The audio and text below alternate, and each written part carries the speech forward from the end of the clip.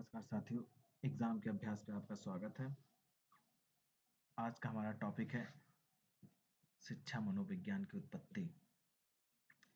Topic start करने से पहले पहले हम चलते हैं एक क्वेश्चन पे। हर बच्चा एक जैसा नहीं होता है, फिर हम सबको एक जैसे शिक्षा क्यों देते हैं?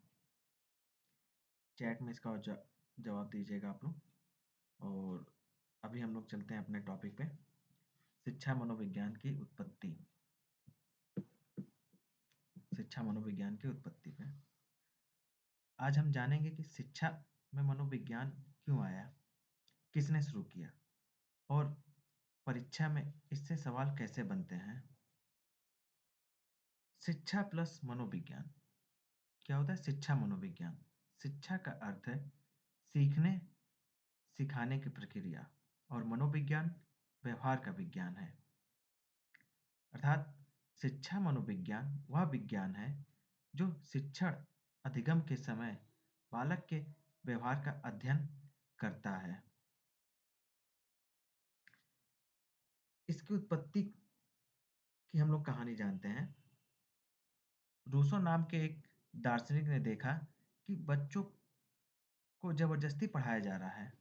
उन्होंने कहा, बच्चे को उसकी प्रकृति के अनुसार पढ़ाओ।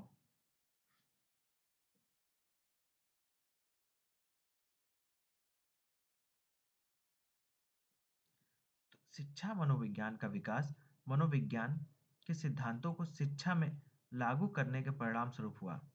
प्रकृतिवाद विचारधारा से प्रभावित जीन जैक्स रूसो की पुस्तक इमाइल को शिक्षा में मनोवैज्ञानिक दृष्टिकोण का आधार माना जाता है।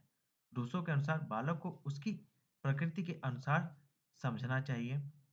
1900 ईस्वी में अमेरिका में शिक्षा मनोविज्ञान के आधार पर शिक्षक प्रशिक्षण की शुरुआत हुई, जिसके प्रमुख प्रवर्तक जॉन डीवी माने जाते हैं। थॉर्नडाइक को विश्व का प्रथम शिक्षा शास्त्री माना जाता है।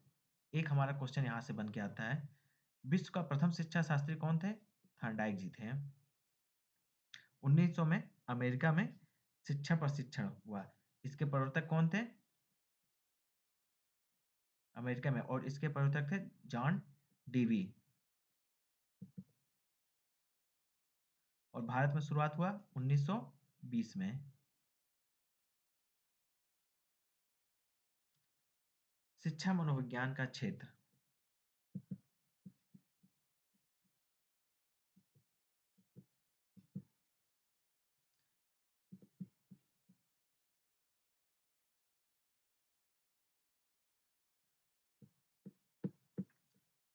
बालक, अधिगम, अभिप्रेरणा, बुद्धि व व्यक्तित्व, व्यक्तिगत विभिन्नताएं, मानसिक स्वास्थ्य, शिक्षण अधिगम प्रक्रिया, मापन एवं मूल्यांकन।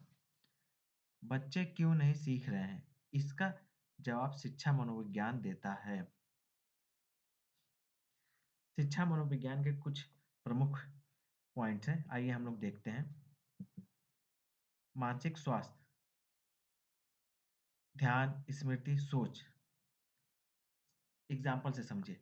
डर के कारण बच्चा नहीं बोल रहा है, ये हमारे मानसिक स्वास्थ्य पे डिपेंड करता है। अधिगम प्रक्रिया, कैसे सीखता है? ट्राई करता है, एरर आता है, कंडीशन देखता है, और एक टाइम बाद वो उस चीज को सीख जाता है जिस चीज को वो करना चाहता है। व्यक्तिगत विभिन्नताएं, सब बच्चे समान नहीं हैं। सब बच्चे समान नहीं, सबके अपने अपने मेथड होते हैं। कोई भी बच्चा है, कोई बच्चा गणित का सवाल लगाता है, सपोज कि किसी बच्चे को 2 into 2 करना है, तो कोई बच्चा 2+2 करेगा, कोई बच्चा 2 into 2 करेगा, कोई बच्चे किसी बच्चे को 2+2+3 करके 6 लाएगा, कोई बच्चा 2 into 3 करके 6 लाएगा। तो जितने भी सारे बच्चे होते हैं, सबकी अपनी अलग अलग मेथड होते हैं। बाल विकास, शारीरिक, मानसिक, सामाजिक, मापन एवं मूल्यांकन, टेस्ट, बुद्धि, उपलब्धि।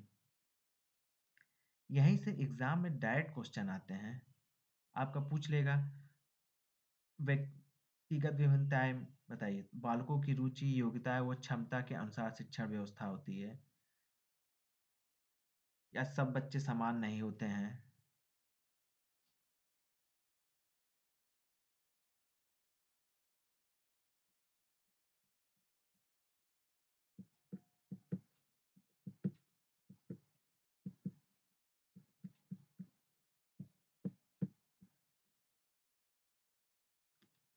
शिक्षा मनोविज्ञान की उपयोगिता।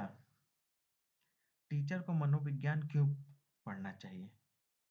इसका आंसर है हमारा बच्चों को समझने में, टीचर टीचिंग सुधारने में, बच्चों को समझने में, टीचिंग सुधारने में, कमजोर बच्चे की मदद करने में।